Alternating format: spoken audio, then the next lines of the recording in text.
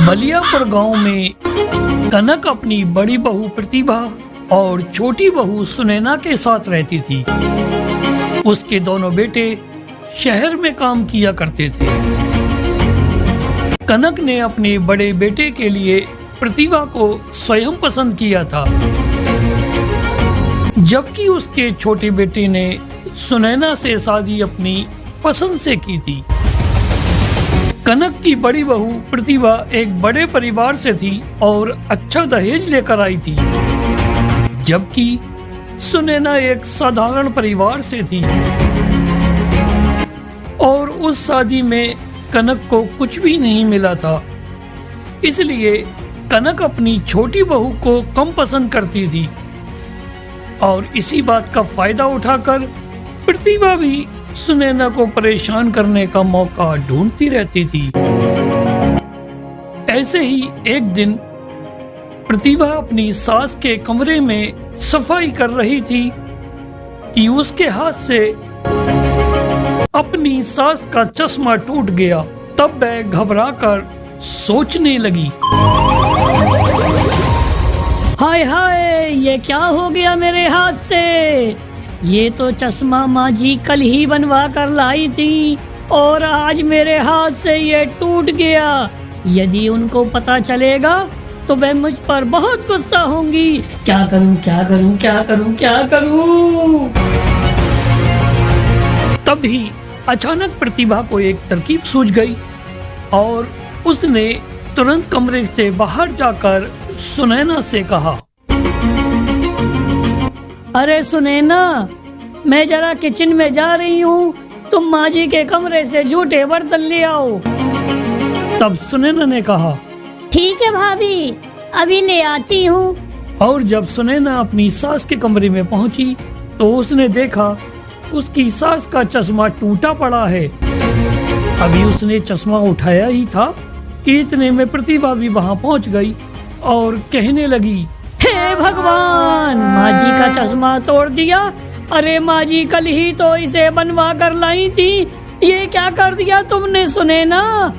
कोई भी काम तुम ध्यान से नहीं करती, कितना नुकसान कर दिया तुमने।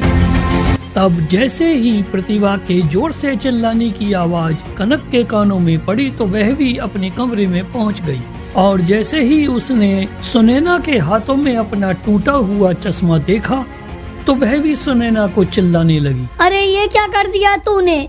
जब से आई है नुकसान पे नुकसान किए जा रही है। एक तो घर से खाली हाथ आ गई और अब मेरे घर में जो बचा है उसे भी तोड़ना चाहती है। माँ जी, ये सब मैंने नहीं किया है, मैं तो बाहर सफाई कर रही थी। तभी प्रतिभा भाभी ने मुझे बर्तन लेने के लिए कमरे में भेज दिया। जब मैं कमरे में आई तो मैंने देखा चश्मा नीचे गिरा हुआ है। अभी मैंने चश्मे को उठाया ही था कि इतने में प्रतिभा भाभी आ गई और मुझ पर चिल्लाने लगी। सुनैना, तुम ये क्या कहना चाहती हो। ये चश्मा मैंने तोड़ा है।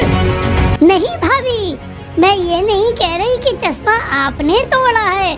मैं तो केवल माँ जी को ये बता रही हूँ कि ये मैंने नहीं किया है। हाय रे मेरी किस्मत, देखा माँ जी, आपके सामने ही मुझे झूठा बता रही है। नहीं भाभी, मेरा ऐसा कोई इरादा नहीं है। दोनों बहुओं को आपस में लड़ते हुए देख कनक कहने लगी, सुनैना, अब तुम चुप रहो। एक तो तुम नुकसान पे नुकसान करती चली जा रही हो, ऊपर से झूठ भी बोलती हो। चली जाओ मेरे सामने से, और जब तक घर का सारा काम ना हो जाए मेरे सामने मत आना। और हाँ, घर का सारा काम खत्म होने के बाद जंगल जाकर वहाँ से लकड़ियाँ भी काट कर ले आना। समझ गई ना सुनैना, जल्दी से घर का काम निपटा कर जंगल चली जाना समय से। लेकिन भाभी, घर का काम करने में ही शाम हो जाएगी, तब मैं जंगल कैसे जा पाऊंगी। अरे ये मुझे क्या बोल रही है।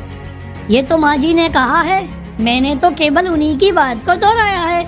और अगर तुझे जंगल नहीं जाना है तो तू जाने और माँ जी जाने, मुझे क्या करना है।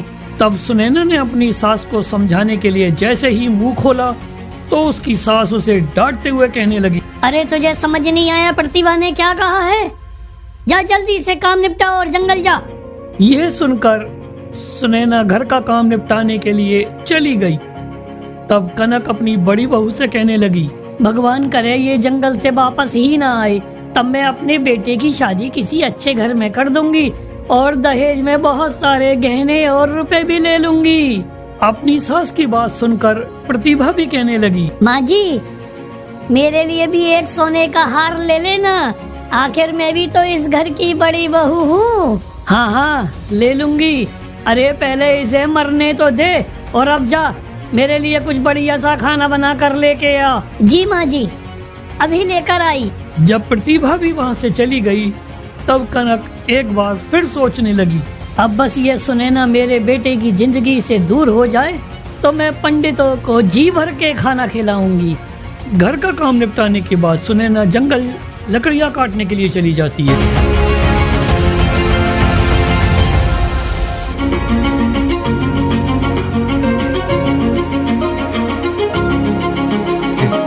लकड़ियां काटने के बाद वह अभी उन लकड़ियों की एक गट्ठर बना ही रही थी कि अचानक एक बूढ़ी औरत उसके सामने आकर कहने लगी,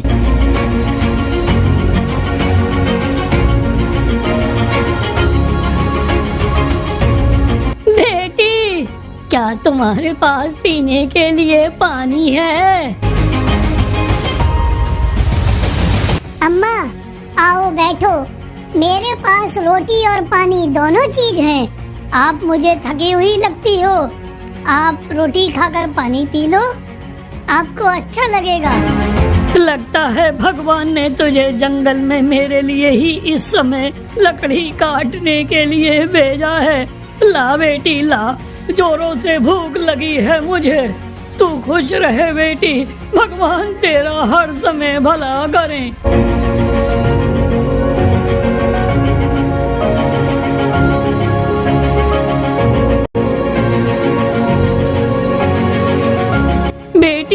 एक बात ध्यान से सुन, अब तू छोटा सा कपड़ा, लाल और धूप बत्ती हर समय अपने साथ रखना, और जब भी तेरे ऊपर कोई मुसीबत आए तो बस अपने पूर्वजों को और भगवान को सच्चे दिल से याद कर लेना, और लाल कपड़े के सामने धूप बत्ती जलाकर हाथ जोड़ लेना। तू देखना सब कुछ ठीक हो जाएगा। धन्यवाद अम्मा, मैं आपकी बात का ध्यान रखूंगी। बड़ों की कृपा से ही घर परिवार फलता फूलता है।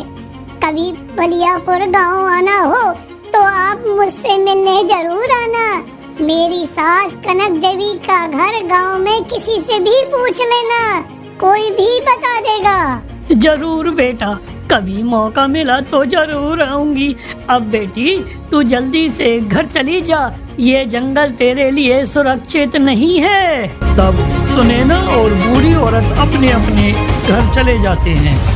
सुनैना अपने घर जाकर अपने कामों में एक बार फिर से लग जाती है। इसके कुछ दिन बाद जब घर में सभी लोग सो रहे थे तब घर के सभी लोग कनक के कमरे में इकट्ठे हो गए और प्रतिभा कनक से कहने लगी, माँ जी, ये इतनी भयंकर आवाज कहाँ से आ रही है? लगता है ये आवाज घर के उस पुराने कमरे से आ रही है।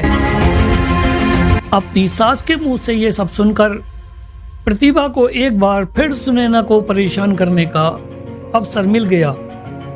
तब उसने अपनी सास से कहना शुरू कर दिया, माँ जी, सुनैना से छुटकारा पाने का ये सुनहरा मौका है। हम सुनैना को उस कमरे में भेज देते हैं, और जैसे ही सुनैना उस कमरे में जाए आप कमरे का दरवाजा बाहर से बंद कर देना।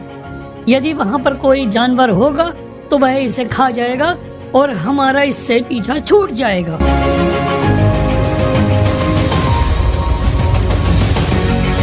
अरे सुनैना, जाके देख वहाँ कौन है। नहीं माँ जी, मैं नहीं जाऊंगी, मुझे भी तो डर लग रहा है। जाती है या नहीं? तब अपनी सास के डांटने पर जैसे ही सुनैना कमरे में गई, कनक ने बाहर से कमरे का दरवाजा बंद कर दिया। कमरे का दरवाजा बंद होने पर सुनैना अंदर से चिल्लाने लगी, माँ जी दरवाजा खोलिए, आप मेरे साथ ये सब क्यों कर रही हैं माँ जी, मुझे डर लग रहा है। डर लग रहा है? ये सब मेरे बेटी की जिंदगी में आने से पहले सोचना चाहिए था। अब परिणाम भुगत ले। उधर कमरे में सुनैना की निगाह एक जगह पर पड़ी जहां पर कुछ रोशनी सी हो रही थी। उस रोशनी को गौर से देखने पर उसे सांप की आंखें दिखाई देने लगीं।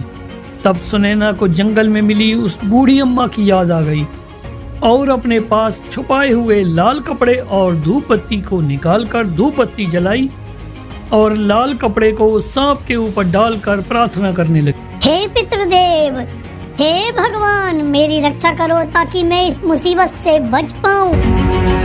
ऐसी प्रार्थना करते करते सुनैना बेहोश हो गई और जब कमरे से सुनैना की आवाज आनी बंद हो गई तब प्रतिभा ने कहा, माँ जी चलिए, लगता है वो मर गई।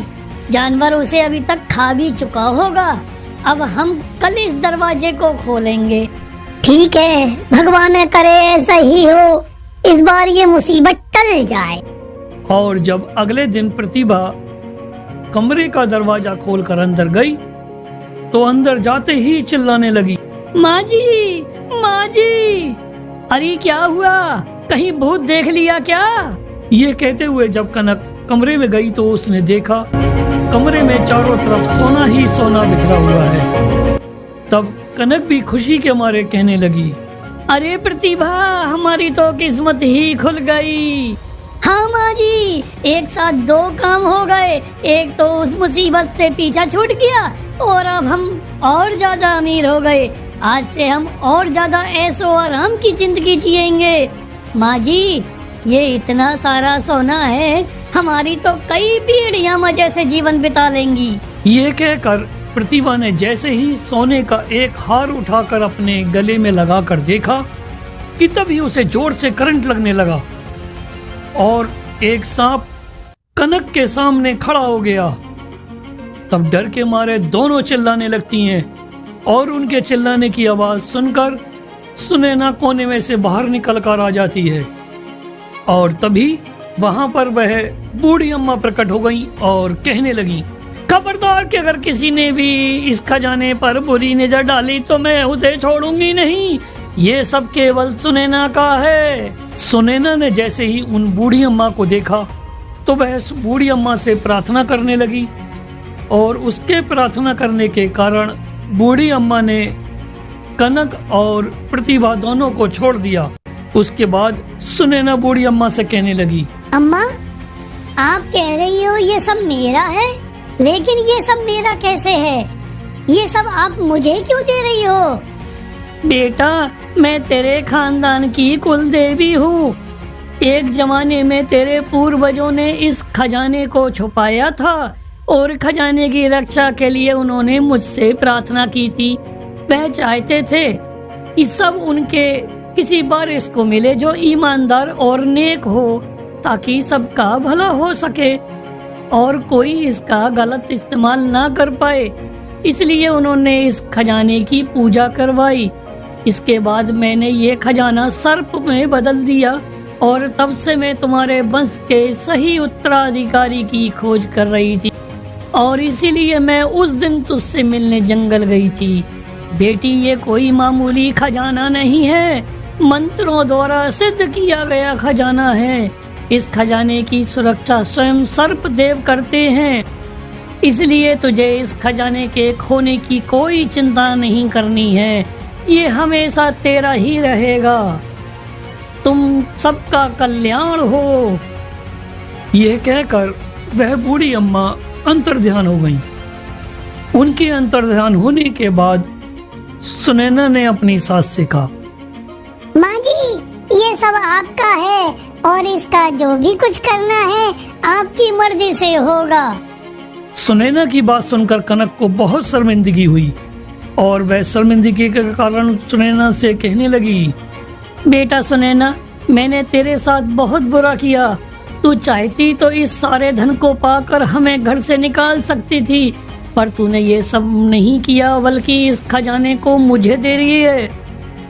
माँ जी, आप इस घर की बड़ी हो और शादी के बाद तो आप ही मेरी माँ हो और मुझे केवल अपनी माँ का प्यार चाहिए और कुछ नहीं। ये सुनकर कनक बहुत खुश हुई और प्रतिभा को भी अपनी गलती का एहसास होने लगा। तब उसने भी पश्चाताप के साथ सुनैना से कहा, प्रतिभा, मुझे माफ कर दो। मैंने हमेशा तुम्हारा बुरा चाहा, लेकिन तुमने मेरी जान बचाई। अब मेरी नजरों में तुम्हारी इज्जत बहुत है। अब आज से मैं तुम्हारी बड़ी बहन बन के रहूंगी और कभी भी तुम्हारा बुरा नहीं होने दूंगी। इसके बाद कनक ने सुनैना से कहा, बेटा सुनैना, ये सब खजाना तेरा है और इसको संभालने की जिम्मेदारी भी तेरी है। तेरे पूर्वजों को तुझ पर भरोसा है और मुझे भी तुझ पर पूरा भरोसा है। तू अपनी जिम्मेदारी से जो करेगी वही सही होगा। जी माँ जी, मैं आपकी बात का मान रखूंगी। इसके बाद सुनैना को उसका खोया हुआ सम्मान मिल गया और वह दान पुण्य करते हुए खुशी खुशी अपने परिवार के साथ रहने लगी।